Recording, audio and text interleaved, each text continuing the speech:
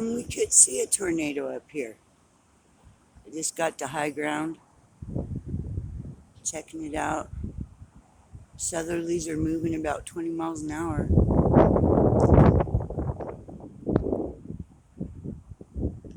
If we get one, it's going to come from over here, more than likely in that direction right there. That looks, don't panic about a funnel cloud. A funnel cloud is not a tornado until it hits the ground. But we probably will see a funnel cloud or two.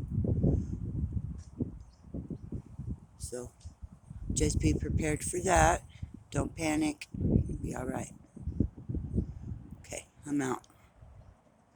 I am out of here.